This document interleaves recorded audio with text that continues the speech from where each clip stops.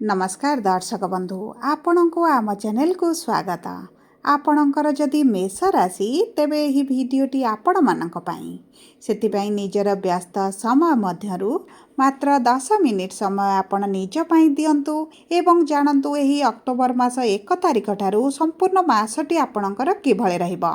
देखंतु एही अक्टोबर मासर राशिफल अन्य मास गुड़िक ठारू संपूर्ण भाव में भिन्न रहिबो। कारण यही मासरे छोट बड़ ग्रह को जदि गणना करा जाए तेबे 5टी ग्रहंकर यही मासरे हेबो राशि परिवर्तन एवं एथि मध्यरु गोटे एमिति गोचर हेबो जे वर्तमान समय रे माने गत 4 मास हेबो आपन को अत्यधिक करजिया करे देइछंती। रोजगार रे आपनकर कमी आसीची, रोजगार आपनकर कमी जाईची, संपर्क रे झगड़ा आसुची, खटासटी बढ़ी जाईची। कारण खर्चर परिस्थिति एमिति बढ़ी जाईची जे आपण यह बुझी पारु नाहंती जे केते रोजगार कले आपण को अंटिबो। सेतिपई अक्टोबर मासर राशि फल रे सेही ग्रह मानक परिवर्तन विषय रे जानिबा जे लोक मानकु आपणक शक्ति विषय रे जणाइबो, माने आपणक जीवन रे किछि गोटे बड़ परिवर्तन आनिबो। तेबे आसंतु जानिबा एही मासटी कोन आनिबो परिवर्तन आपणक जीवन रे। किंतु भिडियोटी आरंभ करबा पूर्वरु जदि आपणकर भी मेष राशि होइथाए एवं आपण भी ईश्वर को आंतरिक भक्ति एवं विश्वास करती तेबे भिडियोटी को लाइक करंतु। कमेंट बॉक्स रे जय जगन्नाथ जय माँ लक्ष्मी अवश्य लिखि दियंतु।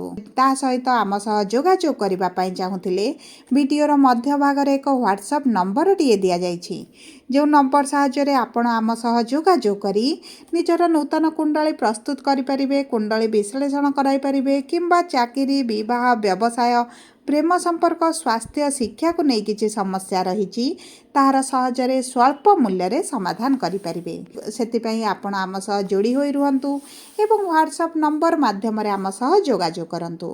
एबे आसंतु जानिबा अक्टोबर मासरे सबुठारु बड़ परिवर्तन कोन हेबा पई जाउछि एवं आपणकर चाकरी व्यवसाय क्यारियर पई किभଳି परिवर्तन फलाफल देव।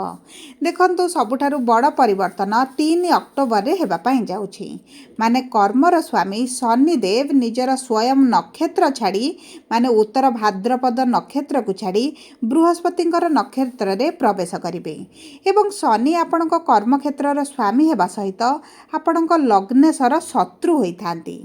तेणुकरी गत 5 मास हेबो आपणक कर्म क्षेत्र रे समस्या आणुथिले, आपणक कर्म क्षेत्र रे अस्थिरता आसुथिला, आपणक रोजगार कमी जाइथिला, आपणक रोजगार आगो को बढ़िबा बदल रे धीरे धीरे कमीबा आरंभ होइथिला। आपणक रोजगार जो लेवल ले पहुंची जाइथिला सेतिरे धीरे धीरे कमीबा मध्ये आपण अनुभव करिथिबे। किंतु 3 अक्टोबर ठारू आपणको किछि नूतन चाकरी मिलि पारे एवं आपणकर पूर्व व्यवसाय हेउ किंबा नूतन व्यवसाय जदि करिवे सेतिरे मध्ये आपणको जबरदस्त वृद्धि देखा जिवो। जो व्यक्ति माने एक्सपोर्ट इंपोर्ट रे काम करूछंती सेमानक पई नूतन सुजोग आसीबो एवं सफलता पई नूतन रास्ता मध्ये सेमानक मिलि जिवो। ता सहित देखंतु 3 अक्टोबर रे जो मानको चाकरी रे ट्रांसफर प्रमोशन मिलु नथिला सेमानक मिलिबा मध्ये बहुत अधिक जोग बनुछि। ता सहित द्वादश गृह रे शनि थिबा कारणरू जो मानकर चाकरी व्यवसाय रे बिना कारणरू फसी पुलिस कोर्ट कचेरी रे फसी के अछंती से माने एही मास रे मध्ये सेथिरु बाहरी जिबार संभावनाटी देखा जाउछि। एवं 18 अक्टोबर रे देवगुरु बृहस्पति अतिचारी होइछंती, मिथुन राशि को छाड़ी कर्कट राशि को गोचर करिवे एवं सेठारे रही भाग्यर स्थानरू केंद्र त्रिकोण राजयोग मध्ये बनाइबे। एही समय रे क्यारियर रे प्रमोशन देखा जिवो, क्यारियर रे ग्रोथ आसीबो, व्यवसाय रे ग्रोथ करिवे। ता एवं देखंतु ता सहित जदि आपण विदेश रे रही क्यारियर बनाइबा को चाहुचंती ता मध्ये आपणक पई बहुत अधिक सुखदायक रहिबो। ता सहित कर्म क्षेत्र को नीच दृष्टि देउथिबारु उच्च अधिकारी सहित किछिटा मतभेद देखा देई पारे किंबा आपणक पितांक सहित आपणकर मतभेद देखा देई पारे। किंतु आपणक कर्म क्षेत्र रे सहयोगी मानक ठारू आपणको बहुत अधिक सहाय्य मिलिबो। आपणक शत्रु माने मध्ये मित्रता करिवे, आपणकर इनकम बढ़ी जिवो, सैलरी मध्ये बढ़ी पारे। एवं गोटे इंपोर्टेंट कथा हैला 17 अक्टोबर पर सूर्य सप्तम भाव को गोचर करिवे माने नीचरे रहिबे। ता सहित 9 अक्टोबर रे शुक्र मध्ये ନିଚ ହୋଇଯିବେ। ଏହାର ଅର୍ଥ ହେଲା 9 ଅକ୍ଟୋବରରୁ ଭଲରେ ନ ବୁଝି ନ ସୁଝି କାହା ସହିତ ପାର୍ଟନରସିପ୍ରେ କୌଣସି କାର୍ଯ୍ୟ କରନ୍ତୁ ନାହିଁ, କିମ୍ବା ଭଲରେ ନ ଜାଣି କାହା ଉପରେ ଆପଣ ବିଶ୍ୱାସ କରି କୌଣସିଥିରେ ଅଧିକ ଅର୍ଥ ଲଗାନ୍ତୁ ନାହିଁ, ଅଧିକ କାର୍ଯ୍ୟ ନିଅନ୍ତୁ ନାହିଁ, କାରଣ ଏହା ଆପଣଙ୍କୁ ଠକାମିରେ ପକାଇବ, ଆପଣଙ୍କୁ ଲସ୍ ମଧ୍ୟ କରାଇବ। ତେଣୁକରି ଏହି ସମୟରେ କୌଣସିଥିରେ ପଇସା ଇନଭେଷ୍ଟ କରନ୍ତୁ ନାହିଁ, କିମ୍ବା କାହା ସହିତ ମିଶି ଆପଣ ଯଦି କିଛି ଭୁଲ ଭାଲ କାର୍ଯ୍ୟ କରୁଛନ୍ତି କିମ୍ବା 2 ନମ୍ବରୀ କାମ କରୁଛନ୍ତି, ସେଥିରେ ମଧ୍ୟ ଆପଣଙ୍କୁ ସଚେତନ ରହିବାକୁ ପଡ଼ିବ, ନଚେତ୍ ଆପଣଙ୍କ ପାଇଁ ବଡ଼ ସମସ୍ୟା ଆସିପାରେ। ବିଶେଷ ଭାବରେ ଯେଉଁ ବ୍ୟକ୍ତିମାନେ ଚାକିରି ସମସ୍ୟାରେ ଅଛନ୍ତି, ବର୍ତ୍ତମାନ ଚାକିରି ସମସ୍ୟା ଦେଖୁଛନ୍ତି, ସେମାନେ 9 ଅକ୍ଟୋବର ପରେ ଶାନ୍ତ ରହି କାମ କରିବା ଆବଶ୍ୟକ। ଯେମିତି ଅକ୍ଟୋବର 18 ହୋଇଯିବ ଏବଂ ଆପଣଙ୍କର କେନ୍ଦ୍ର ତ୍ରିକୋଣ ରାଜଯୋଗ ବନିଯିବ, ସେହି ପର୍ଯ୍ୟନ୍ତ ଆପଣଙ୍କୁ ନିଜର ଇଗୋକୁ ସାଇଡ଼ରେ ରଖି ନିଜକୁ କାମ କରିବାକୁ ପଡ଼ିବ। କାରଣ ଦେଖନ୍ତୁ, ଗ୍ରହଙ୍କର ଗୋଚର ତ ଚାହିଁବେ ଆପଣଙ୍କ ଉପରେ ଏହି ଜନ୍ମର ପୂର୍ବ ଜନ୍ମର ସମସ୍ତ ଦୁଃଖ ଏକାକାଳୀନ ଦେବା ପାଇଁ, କିନ୍ତୁ ଜ୍ୟୋତିଷ ଚାହିଁବେ ଆସୁଥିବା ସମସ୍ୟାକୁ ଆଗରୁ ଜଣାଇ ଆପଣଙ୍କୁ ଟିକେ ସାବଧାନ କରିବା ପାଇଁ, ଯାହାଫଳରେ ଆପଣ ସୁରକ୍ଷିତ ରହିବେ।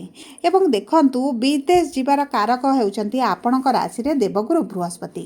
ତେଣୁକରି ଯେଉଁ ବ୍ୟକ୍ତିମାନେ ବିଦେଶରେ ଅଛନ୍ତି କିମ୍ବା ବିଦେଶରେ ଯିବାକୁ ଚାହୁଁଛନ୍ତି, କିମ୍ବା ବିଦେଶରେ ରହି କୌଣସି ଚାକିରି କରିଛନ୍ତି, ବ୍ୟବସାୟ କରୁଛନ୍ତି, କିନ୍ତୁ ସେମାନଙ୍କ ମନରେ ବିଭିନ୍ନ ପ୍ରକାର ଭୟ ରହିଛି, ନିଜ କ୍ୟାରିୟରକୁ ନେଇ ହେଉ, ଫ୍ୟାମିଲିକି ନେଇ ହେଉ, ଯେକୌଣସି ଆପଣଙ୍କର ସମସ୍ୟା ଚାଲିଛି, ସେହି ସବୁ ସମସ୍ୟା ଆପଣଙ୍କର ଦୂର ହୋଇଯିବ।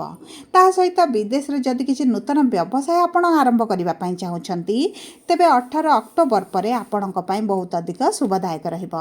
ଯେଉଁମାନେ ବିଦେଶ ଯିବାକୁ ଚାହୁଁଛନ୍ତି, ସେମାନେ ମଧ୍ୟ ବିଦେଶ ଯାତ୍ରା କରିପାରିବେ ଏବଂ ସେମାନଙ୍କର ବିଦେଶ ଯାତ୍ରା ପାଇଁ ଯାହା ବି ସମସ୍ୟା ଆସୁଥିଲା ତାହା ଦୂର ହୋଇଯିବ। ଏବଂ ଦେଖନ୍ତୁ, ଆପଣଙ୍କ ଧନର କାରକ ହେଉଛନ୍ତି ଶନିଦେବ ଏବଂ 3 ଅକ୍ଟୋବର ପରେ ବୃହସ୍ପତିଙ୍କ ନକ୍ଷତ୍ରକୁ ଗୋଚର କରିବେ। ମାନେ ତାଙ୍କର ଯେଉଁ କ୍ରୂର ପ୍ରଭାବ ଆପଣଙ୍କ ଉପରେ ରହିଛି, ଯେଉଁ ଦୁଷ୍ଟ ଶକ୍ତିଟି ରହିଛି, ତାହା କମିବା ଆରମ୍ଭ ହେବ। ଆପଣଙ୍କ ଇନକମ୍ ନିଶ୍ଚିତ ଭାବରେ ବଢ଼ିବ ଏବଂ ଜବରଦସ୍ତ ରୋଜଗାରର ସ୍ରୋତ ଆପଣଙ୍କୁ ମିଳିଯିବ। କିନ୍ତୁ ଯଦି ଆପଣ ସେୟାର ମାର୍କେଟ, ଲଟେରୀ, ଟ୍ରେଡିଂ ଏହିସବୁ ଜିନିଷରେ ଅର୍ଥ ବିନିଯୋଗ କରୁଛନ୍ତି, ତେବେ ଆପଣଙ୍କର ଲସ୍ ହେବାର ମଧ୍ୟ ସମ୍ଭାବନା ଅଛି। ସେଥିପ୍ରତି ସତର୍କ ରହିବେ। ଏହି ମାସରେ ଶନିଦେବ ରୋଜଗାର ପାଇଁ ଭଲ ଫଳ ପ୍ରଦାନ କରିବେ, କିନ୍ତୁ ଆପଣ ଆକସ୍ମିକ ଭାବରେ କିଛି ଅର୍ଥ ଖର୍ଚ୍ଚ ହୋଇପାରେ, କିଛି ଅର୍ଥ ହଠାତ୍ କାଢ଼ିବାକୁ ପଡ଼ିପାରେ, ଏହିଭଳି ପରିସ୍ଥିତି ମଧ୍ୟ ସୃଷ୍ଟି କରିବେ। 18 ଅକ୍ଟୋବର ପରେ ଯଦି ଆପଣ କିଛି ପ୍ରପର୍ଟି କିଣୁଛନ୍ତି କିମ୍ବା ପ୍ରପର୍ଟିକୁ ନେଇ କେଉଁଠି ଫସି ରହିଛନ୍ତି, ତାହା ମଧ୍ୟ ଆପଣଙ୍କୁ ମିଳିଯିବ। ଆପଣଙ୍କର ଫସିକି ରହିଥିବା ଅର୍ଥ ମଧ୍ୟ ଆପଣଙ୍କୁ ମିଳିବାର ସମ୍ଭାବନା ଅଛି। ସବୁ ପରେ ଦେଖନ୍ତୁ, ଏହି ମାସରେ ଆପଣଙ୍କର ଆର୍ଥିକ ସ୍ଥିତିକୁ ନେଇ ଟିକେ ଅଧିକ ସାବଧାନ ରହିବାର ଅଛି। ଏବେ ଆସନ୍ତୁ ତାହେଲେ ଜାଣିବା ଆପଣଙ୍କ ବୈବାହିକ ଜୀବନ କିଭଳି ରହିବ।